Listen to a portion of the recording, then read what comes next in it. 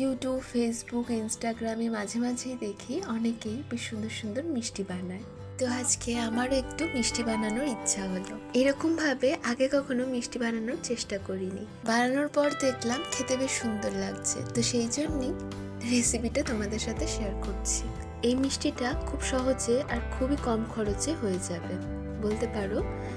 আমুলের 10 টাকার যে গুঁড়ো দুধের প্যাকেট আছে, ওই এক প্যাকেট আর ঘরে সুজি ছিল, সেই সুজি আর চিনি দিয়ে মিষ্টিটা খুব সুন্দরভাবে হয়ে গেছে। এত সহজে আর এত কম উপকরণে মিষ্টিটা তৈরি হলেও খেতে খুব সুন্দর লাগছিল।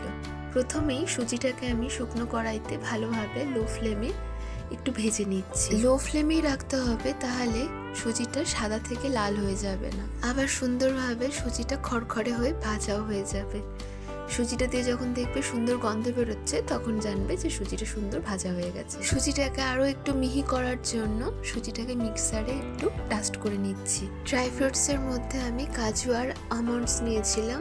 শুধু কাজুই আমি মিষ্টির মধ্যে দেব, তাই জন্য কাজুগুলোকে খুব মিহি করে কুচিয়ে নিচ্ছি। কাজুটাকে সুন্দর মিহি করে কুচিয়ে নেওয়ার পর এবারে আমি একটু চিনির রস বানিয়ে নেব। সুজির পরিমাণটাকে দেখে সেইভাবে বুঝে নিয়ে স্বাদ মতো চিনি আর জলকে মিশিয়ে ভালো করে ফুটিয়ে চিনির রসটা বানিয়ে নিচ্ছি। চিনির রসটা হতে হতে ওইদিকে ডাস্ট করা সুজিটাকে আবার কড়াইয়ের মধ্যে দিয়ে এবারে অনেকটা মতো ঘি দিয়ে একটু ভেজে নিচ্ছি। যে হাতাটা দিয়ে আমি সুজি মেপেছিলাম, সেই হাতাটারই 1 হাতা মতো ঘি নিয়ে নিয়েছি। এবারে ঘিয়ের সাথে সুজিটাকে ভালো করে মিশিয়ে নিচ্ছি।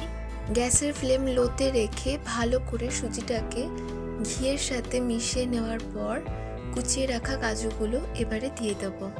কাজুগুলোকে দেওয়ার পর সুজি আর ঘিয়ের সাথে খানিকক্ষণ নেড়ে নিলাম। গ্যাসের ফ্লেম লোতেই রেখে দিয়েছিলাম। সুজিটাকে নাড়তে নাড়তে ওইদিকে আমি দুধের মধ্যে অল্প করে হালকা হালকা গরম জল দিয়ে দুধটাকে গুলে নিচ্ছি। দুধটাকে ভালোভাবে গুলে নেওয়ার পর ছাঁকনিতে একটু ছেঁকে নিলে ভালো হয়, কারণ দুধের মধ্যে যদি কোনো দানা দানা থেকে থাকে সেগুলো তাহলে ছাঁকনি দিয়ে বেরিয়ে যাবে।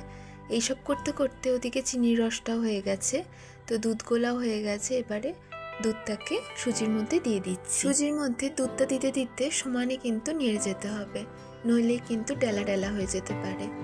গ্যাসের ফ্লেম লোতেই রেখে দিতে হবে। দুধটার সাথে সুজিটা ভালো করে মিশিয়ে নেওয়ার পরেই চিনির রসটাও এবারে আমি দিয়ে দেবো। চিনির রসটা দিয়ে ভালো করে নেড়ে নিতে হবে। এখন কিন্তু গ্যাসের ফ্লেমটা বাড়িয়ে রাখলে অসুবিধা নেই, তবে খেয়াল রাখতে হবে তলায় লেগে যেন না যায়। যতটা পাক দিলে সন্দেশের মতো হয়ে যাবে, ততটা পাক দেওয়ার পর থালার মধ্যে একটু ঘি লাগিয়ে তার মধ্যে সবটা ঢেলে এইভাবে চেপে চেপে দিচ্ছি। সুন্দরভাবে হাত দিয়ে বা ছুরি দিয়ে মসৃণ করে নিয়ে ছোট ছোট টুকরে কেটে নিলেই সন্দেশ কিন্তু একদম রেডি। ঘিটা একটু বেশি করে দিলে সন্দেশগুলো কিন্তু খুব সুন্দর আকার দেওয়া যাবে। যেমন আমি এরকম চৌকো চৌকো করে কেটেছি, তোমরা চাইলে অন্যরকম আকারও দিতে পারো। খুব কম সময় আর কম খরচে সুজির এই সন্দেশের রেসিপি তোমাদের কেমন লাগলো কমেন্ট করে অবশ্যই জানিও। ভালো লাগলে তোমরাও বাড়িতে বানিও। আর রেজ অফ লাইফ চ্যানেলটিকে লাইক, শেয়ার, সাবস্ক্রাইব করতে ভুলো না।